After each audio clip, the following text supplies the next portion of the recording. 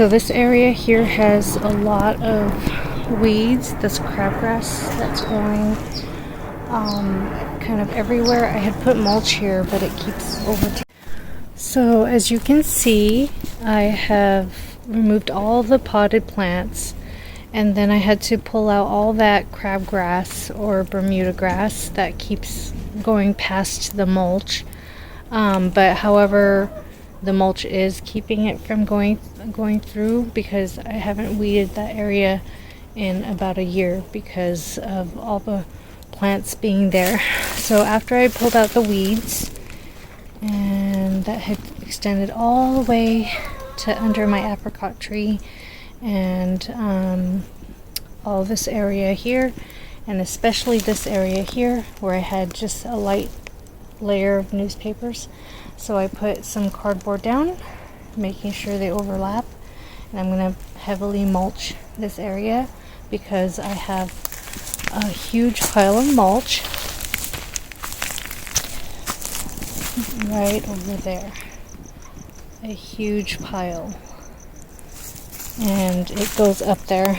It's about 3 to 4 feet tall and has broken down, and so I'm going to cover this with that mulch, and when it rains, it's going to capture all that in here and slowly break down. And also the cardboard is a weed deterrent. And then another thing is, over here tomorrow, I'm going to pull out all these dead upper portions of the sunchokes, pull them out, dig underneath, and make sure that there aren't that many sunchokes down below, because next year I know it's going to grow more sunchokes. So that'll be the next project after I finish this. And then I'm going to have to figure out where I'm going to place my plants. I might place them all in the pots back over here, so that all these trees and everything will keep they'll stay close together and keep the plants kind of warm, because they'll be right next to each other. So that's what's happening here. So I'm not sure if you could see the depth of the ground. I piled some cardboard down, and then I layered the mulch on top. So where the plants are, it's got a well, and then around it is a thick layer of cardboard and mulch. And I pulled up the sunchokes over there in the back, and now I'm going to have to dig up all the sunchokes from down below to make sure that it only has a few sunchokes down there and it doesn't overgrow this area.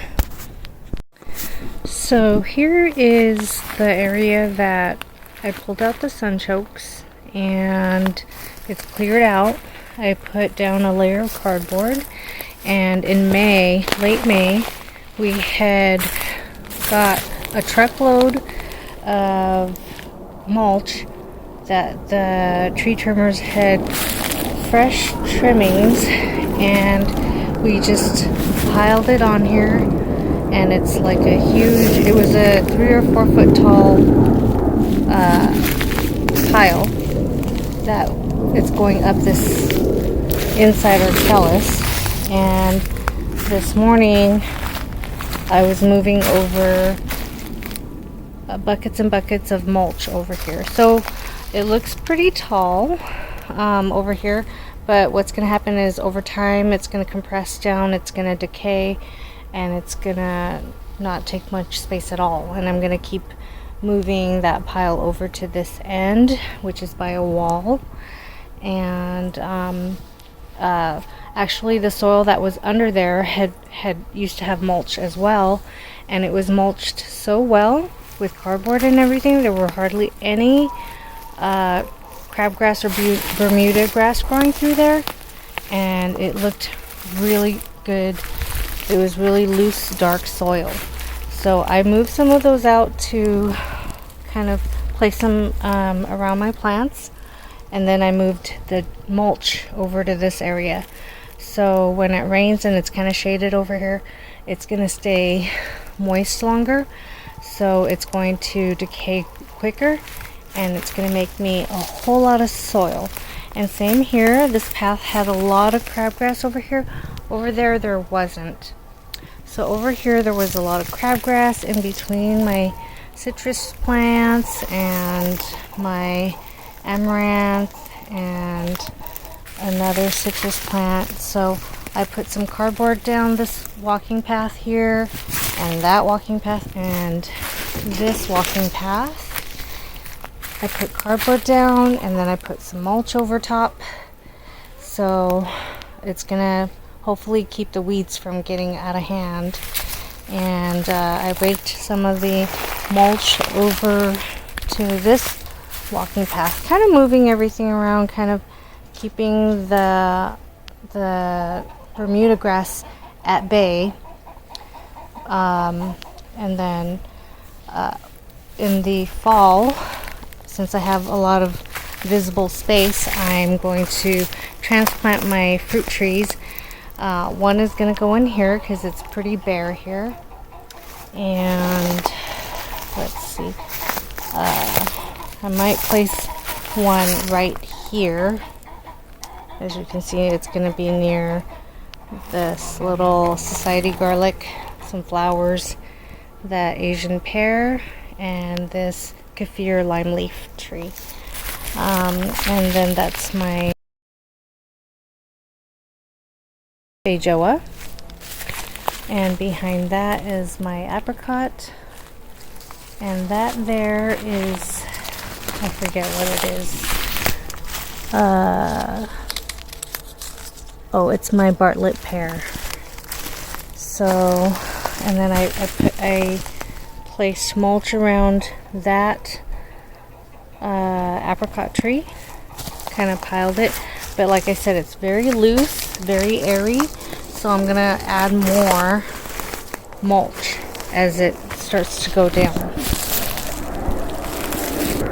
The calendula are coming back, and this is a different variety than my very orange kind, and they're I guess I didn't know that they do better in the cooler season, so they're starting to grow. My yarrows right there, yarrow, marigolds are popping up, some basil back there, that purple flower, and let me show you what's happening in SoCal.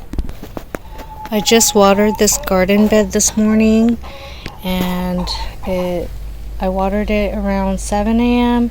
It's now 11:30, and the soil looks so dry. I mean, gosh, it's like I didn't even water it. And luckily though, underneath it's kind of moist, so let me just feel. So this has been about a week or two now, and we just mowed the lawn, and we made a pile here, and I've heard that what you have to do is aerate it. So you have to, because it condenses together and stays anaerobic, so you've got to move it around and let it dry out. And I started to place them around my plants. I'm always up to something. So over here I have some eggshells that we've been eating a whole lot of eggs in different ways, and I just go around cracking the eggshells at the base of fruit trees and garden beds.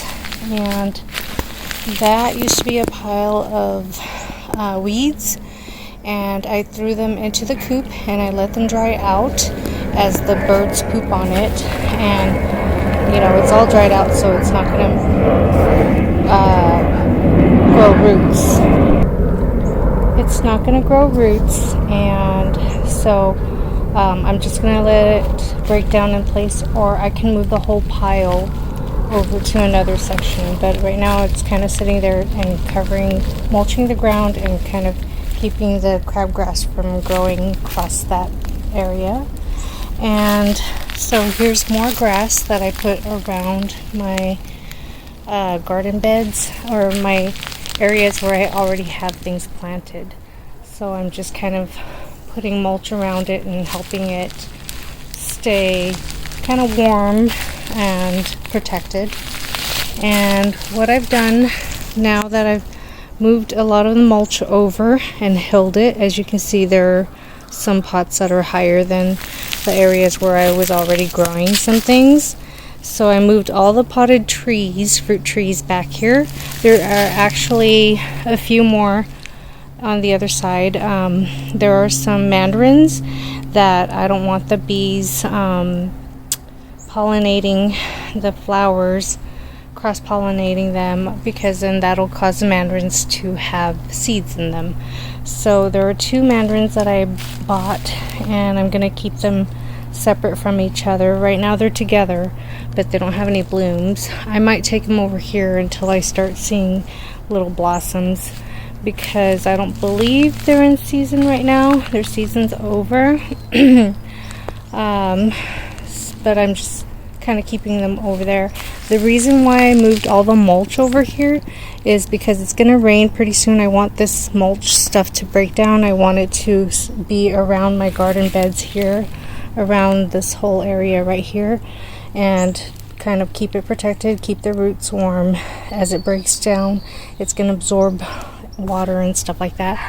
And the other day we had like some really strong winds, like 13 to 15 miles per hour winds, and it was just blowing my trees and everything every which way. And I had lost I had some avocados drop from the tree, and I was concerned about these other trees because they were kind of scattered all over, because I was doing this project of moving the mulch over. I had moved all the potted plants to the other side, then I moved the mulch over, and I hadn't completed that yet when it got so windy. And so what I ended up doing was I moved as much mulch as I could over to not bury the plants that were already in the ground. Then I put the potted plants back in place. So there's quite a few here. I can't even count how many there are. I just brought back all the potted plants, and I kind of held it over there against the wall so that it'll break down, because underneath that was really good soil from the previous 2 years worth of mulch that broke down, and it was nice and dark and everything. So I'm just going to continue to keep bringing nutrients into the garden, eggshells, breaking down, pulling out weeds and using them, cutting grass and using it as mulch, all sorts of stuff. Let me show you the mulch pile that used to be about 3 to 4 feet tall. So here it is. It's pretty flat over here. I've been moving all this stuff over to where I just showed you, and here's a mound here that I still have to work